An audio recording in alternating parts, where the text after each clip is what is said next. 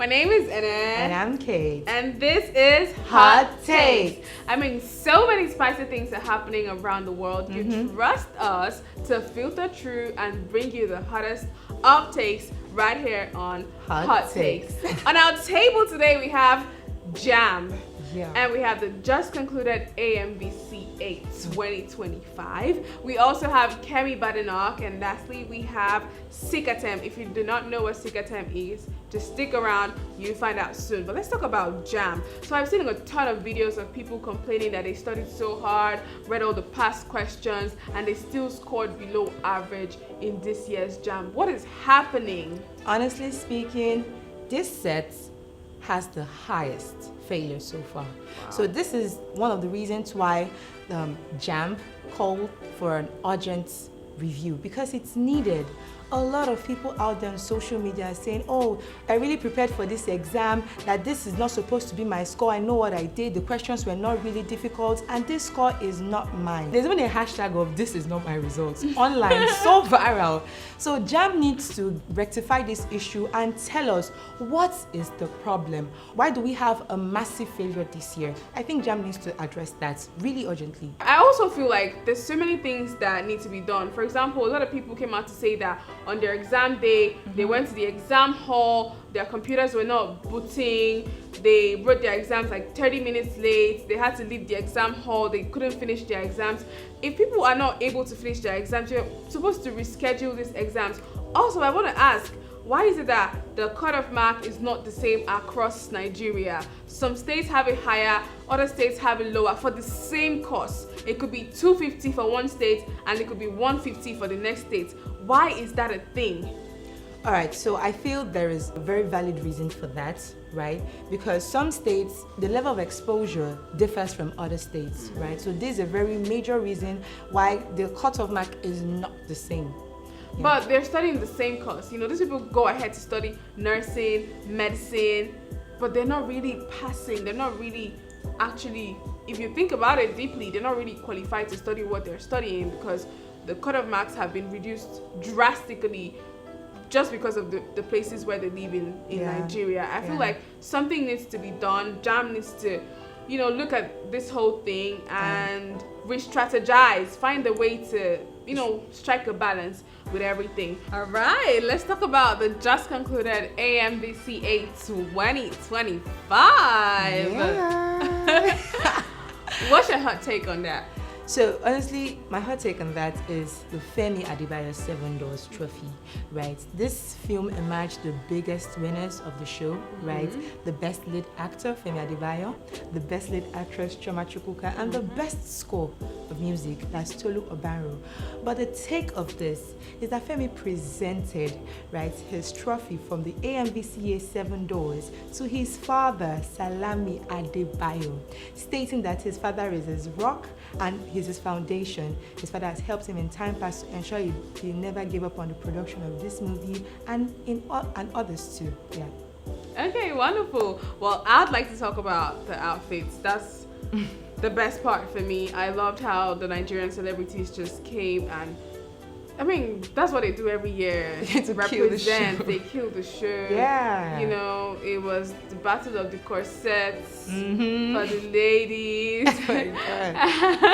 And the guys came and represented. They were even, you know, people were comparing the just concluded AMVCA to the Met Gala, you know, when it comes to the outfits. And, you know, I feel like Nigerian celebrities actually even did better than the celebrities that attended the Met Gala this year. I wasn't really feeling the dandyism, the theme. Some people didn't even follow the theme for this year's Met Gala, but that's another story for another day. But yeah, Nigerian celebrities always turn up every time. I feel like the fashion industry is doing so well in Nigeria. That is something we're going to talk about another time again. But yeah, they're doing so good, and yeah, Yes, I'm just they really are. proud of everyone, you know, for coming through and not embarrassing us in front of Africa. All right, moving on from the AMVCA, let's talk about Kemi Badenoch, UK Conservative Party leader. Oh. She's not been in anyone's good books for Never. a while now. Yeah, Kemi is actually a pain in the throat because she's acting like she was not once an immigrant, right?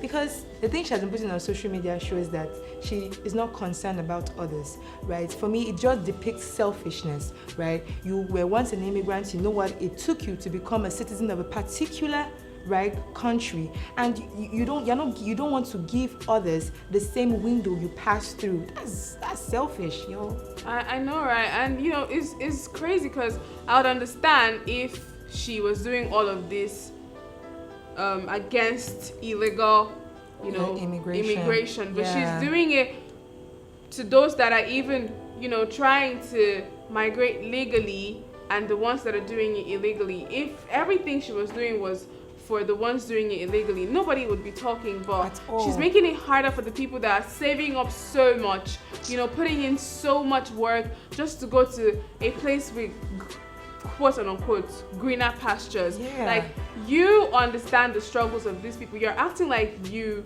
were not here before. You're acting like you're not an immigrant as well. The same opportunities that you had, you do not want other people to enjoy the same opportunities and the same privileges that you've been able to enjoy.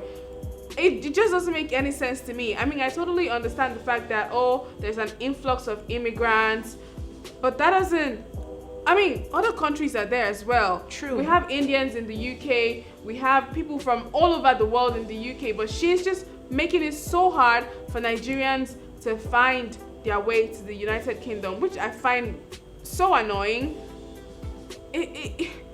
Because honestly, like just recently, she criticized the Prime Minister. Yeah, saying that he's taking the public for fools, right? She states that the proposal made by the Prime Minister concerning immigration is vague and weak. Man, Kemi didn't really give a good take on that. I mean, even the Prime Minister that's trying British, he's not even doing as much as you that you're Nigerian. Like, relax, it's not your country. she's carrying the country on her head. Honestly, Madam Kemi, please relax. Honestly, you're still Nigerian. No matter how hard you try, you're not going to be British by blood. Never. You are still a Nigerian, so relax, please. Moving on, enough of Kemi Badenoch. Let's talk about Cikatem. Now, if you do not know what Cikatem is, it's a medicine for children that's been circulating in the Nigerian market. And this medicine does not have a NAFDAC number. The one that has a NAFDAC number, so apparently it does have a NAFDAC number, but they put the NAFDAC number for the suspension on the tablets. Something is not adding up. And NAFDAC has done their investigation. They found out that these people have a factory somewhere in the north where they produce this counterfeit medicine in very unhygienic conditions that are obviously bad for us. And some people took the medicine and they had like stomach pain. Their condition got worse, basically. Imagine taking medication for you to get better and it gets worse because of the medication that you've taken. So NAFDAC took it upon themselves to investigate, and they found out that there's a whole facility where they make this counterfeit drugs. And kudos to NAFDAC. I feel like NAFDAC have been doing such a wonderful job. Sometime last year, they busted the warehouse where they were making fake drinks here in Lagos at the trade fair market. It was crazy. We keep hearing of fake alcohol. There are literally people in Nigeria that are making this fake alcohol. Like, why do we want to kill each other in this country? I still cannot fathom the reason why. Okay, you do have an idea of how to make certain products. Why don't you make your own products and push it and market it? Why must you make counterfeit of other people's products? These people have put in the work. Their customers trust them, only for you to just turn around one day and make counterfeit of these products and make it look like the original. So actually what I would just say is that, please everyone, this is a time to be your brother's keeper, right? If you know that you can't do this to your fellow family member, don't do it to people outside. Like, why would you be producing counterfeit drugs because of you want to, quote and unquote, stay financially afloat? So please, illegal means of making money is something that we in Nigeria need to break down. Right, we need to break it down. Eradicate. Forget it. Because this orientation that, oh, I need to make this money, and no matter how I'm going to do, Like, I don't care I'm who I'm going to killing make- or whose so life I'm this cutting decision short. has killed a lot of people. So imagine this Cikatem. Now imagine how many kids that have taken these drugs and they're falling sick, or their condition worsens, right? Think about the state of the parent, the state of the guardian. So please, people out there, this is a time for you to be your brother's keeper, right? And when you're getting drugs, especially for kids, check the NAFDAC date. There's specific segments for where the NAFDAC number is, which is on the pack.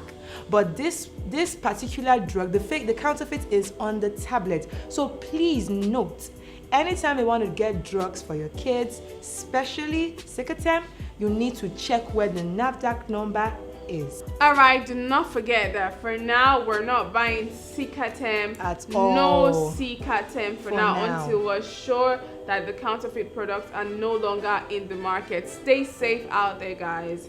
Stay safe. And with that said, my name remains Anna. And I'm Kate. Keep watching Hot Takes. Takes. Bye. Bye, guys.